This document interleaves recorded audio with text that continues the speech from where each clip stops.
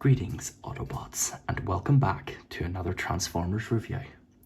We're going to start the new year off strong with a recent release, but one that is quite special. It mixes both the old and the new. This is the Transformers Legacy United Deluxe Class G1 Universe Optimus Prime. So, this video is going to be a little bit different as I'm going to be comparing and contrasting with the original Generation 1 Optimus. I have with me here the 40th anniversary reissue. The only difference being is that the paint scheme here is more accurate to the animation, whereas this is more accurate to the original toy. So we're just going to put this guy off to the side. Don't worry, you'll get your spot eventually. You absolute legend, you. So let's begin with the bot of the hour, Optimus Prime. Now, this being a remake of the original Generation 1 toy, it's pretty much got all his proportions down to a T. It's got that sort of stocky but simplistic look, and those distinct iconography pieces like the, how do I describe it, just the general look of the chest, and especially the head sculpt. It's actually light piping, though it's kind of hard to see. It's not really that effective. We have this really cool looking head sculpt with, let's see if I can just zoom in a wee touch, with these big vibrant yellow eyes, nice streaks of silver, and these little air vents almost on his faceplate. I really dig the way that looks, especially just those little ridges there. It almost makes it look kind of like a night mask. Of course, you've got his usual antenna, just a very different face sculpt, but one that's stylized after the original, so I can't complain one bit. Now, as for the rest of the figure, let's see, what have we got here? We've got some nice silver all across the body, on the shoulders, the main body of the chest. The grill picked out in a nice silver, some very nice texture work, might I add. Got some, not sure what these are, but the front bumper, you have some almost rivet detail here, I think. Got the gas cans picked out in silver.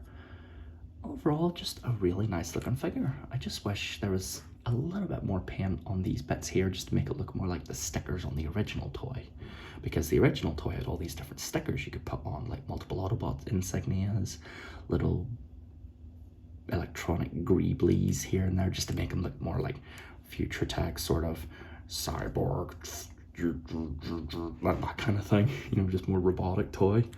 But let's go on to the rest of it. Now, this doesn't really come up in the robot mode, but these tires are actually rubber. Yeah, rubber tires on a Deluxe. Say it ain't so. If you look closely, you can see here it says Cybertron. And I think that says 27880RZZ. I'm not sure if that's just a manufacturing thing or if that's a little Easter egg. But you have Cybertron. What does it say?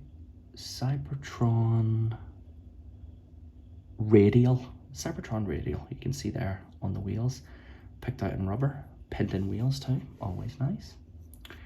And what else? Oh yeah, his hands are painted. They are 5mm, though you have no posability at the hands.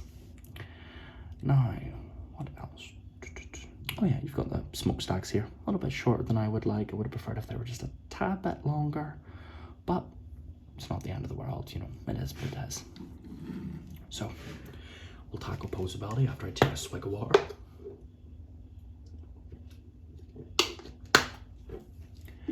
There we are. So, posability wise, let's see what we're dealing with here. So Optimus has a little bit of up and a little bit of down. Full rotation at the head. You can do the 360, no problem. Shoulders pull a 90. Thankfully, it doesn't do those hot rod trigger happy shoulders, which I'm not too keen on. The arm itself, you've got a wrist swivel, nothing at the, or is it wrist or like elbow swivel, nothing at the wrist, full degree of rotation, same on the other side, full degree of rotation, shoulders pull a 90, forearm swivel, nothing at the wrist. Now, the legs. These wheels actually don't move on the original, and this doesn't move on the original either. So you've got a pretty decent bit of range at the legs. Legs can pull slightly less than a 90. The knees pull just over a 90. And has a pretty mean toe rocker.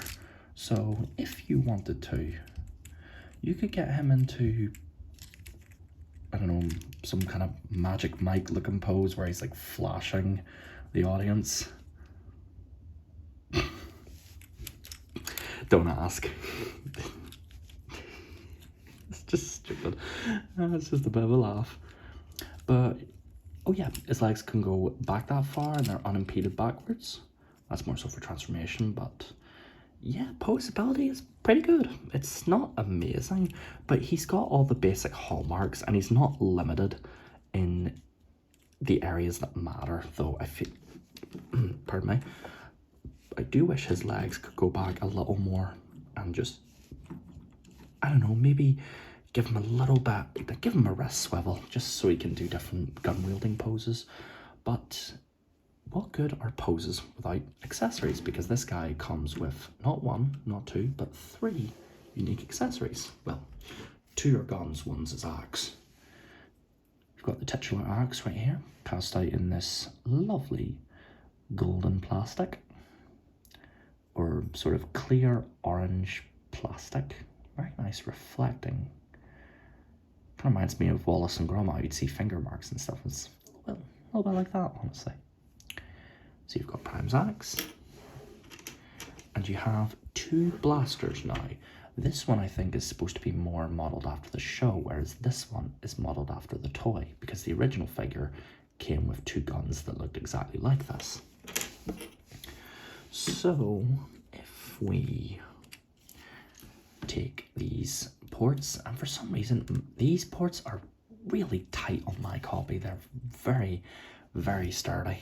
And on the one hand, I suppose that's good because, you know, the figure's not exactly gonna move all that much. But then you have the problem of, oh god, it's not moving. I don't want to break it. So you just kind of have to play QC Russian roulette, which always sucks. And yeah, I actually forgot to mention, I think these guns are entirely painted. You can tell from their gloss that they're not pure plastic. They've definitely been painted. So I'm not sure if this is just a glossy finish or if this is just a glossy type of plastic. But either way, I think it looks pretty good. No complaints from me. So just plug this in right here. Come on. Come on. Almost. There we go. It's really difficult to get in. Let's get him into an action pose, kind of like the one you see on the promo art. Although, unlike his missing link counterpart, he has no ab crunch, so that definitely weakens him in the posability factor. In fact, let's hold for a thumbnail shot. Look at that. I'm just grinning like a maniac. This is so cool. I love that this is essentially just the missing link at home, but good. You know, it's not a cheapo thing, though I've heard some people say they've gotten bad QC with their figures. And I also forget to mention, he doesn't really have much in the way of a heel, so he's a little bit wibbly there. You can see him kind of deciding, oh, am I going to fall over or am I going to stand up? Where I'm going, nobody knows. But that is it for the robot mode, and I think it gets the job done perfectly. It may not be the biggest, and in comparison to the original figure, you can see here he is dwarfed by it. You know, he's only got the gun, it's going up to his shoulder. This Optimus is big, like pretty big, and I will be doing a review on him someday. So we'll just pop him off to the side for the time being. And we're going to get stuck into the transformation. So transformation for Legacy United Optimus Prime is quite simple. It borrows a lot of cues from the Generation 1 figure, but with a few modern twists that make it unique. And it's all concentrated around these arms and the legs, as the legs are very similar in transformation to the original, but there's a little bit different here in regards to the hip. So we're just going to start, we'll start with the head. Take this little backpack panel, flip it down, and just bring it back and click it into place. And yeah, it's like that scene in TF1 where his head gets stuck. And you're going to want to take these arms down. There's a little panel here. Just swing it down and rotate the wrist and bring it back up. And there you have an arm all done. Now, there's a particular way of operations to transform the cab, and I will go through it in detail so you guys don't get stuck, because if you follow the wrong order of operations, it just kind of jeopardizes it and doesn't, it kind of clashes. So just take the toes, flip them down, come over here. Now, there's two tabs here, but this connection is the most solid one. This one is more of a suggestion tab. It just kind of rests in place rather than clicks in. So just bring them together. Give it a nice squeeze just to make sure. Now, this connection's solid, but the one that really keeps it together is these thighs. The thigh pieces really make it stable. So you're just going to want to bring this up and open this front bumper, bring these down, and there's a tab slot connection. It's going to happen on both sides. Ah, lovely. Look at that. Nice and clean. Just the way it should be. So finally, what you're going to want to do is bring the arms back and just bring them in at an angle. I'll kind of show them what they should look like from the back. And just maneuver the arms in so these little tabs line up with these slots. It could just be, sometimes you just need to push the thigh in and give it a little squeeze on either side. Squeeze it all around, make sure everything's nice and straightened up. And yeah, there we have it. There you have. There's Legacy United G1 Optimus Prime in his vehicle mode. Really not too dissimilar to the missing link, though missing a lot of that premiere finish factor. But for what it's worth, a pretty entertaining little bite-sized replication of that Optimus Prime toy.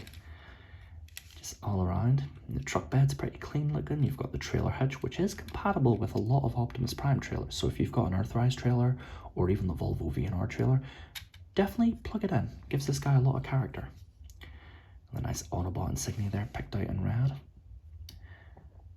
The symbol of freedom across the galaxy for all beings. Just as it should be. And the silver especially really pops here. Nice, the front lights picked out here, and the grille just looks brilliant. And something I forgot to mention, because it's really here nor there, it's, you can actually open this part here and you have a little clear matrix. Now, you can't hold it, it's more for just display. And it does look pretty nice, all things considered. But, like I said, it's just kind of there. But we do have my good friend, clear plastic inserts. I never get tired of it. Clear plastic inserts, because it makes these things last a hell of a lot longer. As for the tires, still pinned in, still rubber, very nice. He rolls pretty well, though this surface maybe not the best for rolling. Actually, no, he rolls pretty decently. Just a little bit of resistance like real tires. What else? That's pretty much it. Just an all-around really solid truck mode. Now, he can store his accessories in truck mode, which I actually kind of like. So take his axe, plug it into the trailer hitch, and take his guns and plug them into any one of these 5mm ports. And we'll just look at that. Pops in nice and secure. I love it when a plan comes together. Whenever these guys just, everything clicks in and goes into place, it's just, mwah, perfect. And yeah, there you have them, all accessorized up and ready to roll into battle. So, as part of the final comparison before we cover his reverse transformation, we'll look at his older brother, the Generation 1 original figure. Now, unlike this new Optimus Prime, you'll notice the headlights are very different, and the reason for that is because you open the cab, the fists actually separate and they connect to these little ports. And this figure is very, very old. 1984, I think it came out. And this is the 40th anniversary remake. So he's more animation accurate, but he's still got die cast metal if we use the cold touch technique. All around here, this nice painted sort of grey bit, which is silver on the original, or the missing. The Generation 1 Legacy, my goodness, there are so many Optimus Primes, it's hard to keep track. You've got the Autobot insignia, nice silver smokestacks. I kind of wish these smokestacks were chrome though, but you know, it is what it is. Nice silver gas cans here, pinned wheels, rubber tires, Desert Dog formula. Maybe that's a Easter egg, or maybe that's just real branded tires. I'm not too sure. But yeah, just a really fun brick of a truck. Gets the job done and is endlessly classic and iconic for good reason.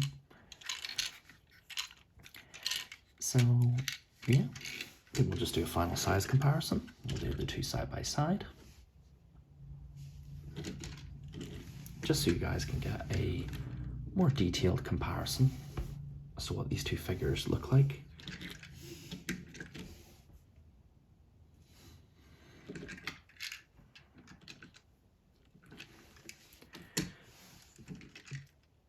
There we are. Let's just put the big Prime off to the side. Like I said, he'll get his time in the sun eventually. I think he's a really worthwhile figure, especially if you have trouble tracking down that Generation 1 original. And yeah, that pretty much does it for this review. Now the only thing left to do is the reverse transformation. So, like I said, 2025 it's shaping up to be a very interesting year for the Transformers. Reactivate got cancelled, so that's fun. And the Transformers movies are no longer being funded by Hasbro, so it's less likely that we're going to get a sequel to TF1, which is sad because that movie was absolutely incredible. I know I still have yet to do a review on it. It's coming, okay? Like, leave me alone. I'm trying my best. Transformation's too quick. I can't even talk about all I want to talk about. But yeah, the franchise is in a weird spot at the moment, especially with Hasbro saying they want to focus more on video games, but they've cancelled their big new game. And the only new Transformers game that's set to come out this year is a mobile RPG, so what are we going to do? I really don't know. Truth be told, I'm not very optimistic, but hey, at least the toys will always be good. And yeah, pretty much does it. Let's get him in fact, you know what? We'll get him stanced up for the final shot of the video. Let's give him his axe. Plug that in there. Just make sure you can lift the sort of crotch piece and angle it so it's like looks more like a night skirt. And we'll give him a little gun.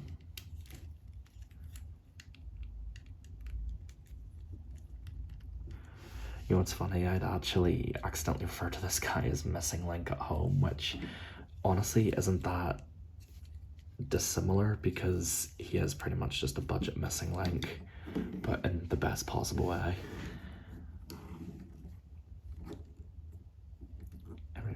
Stand, come on, stand up, come on, almost there. There we go, took you long enough.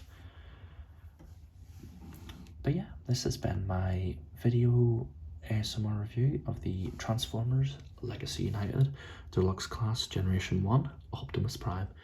And I definitely recommend this figure if you're a fan of Optimus Prime or just wanting a vintage style Transformer.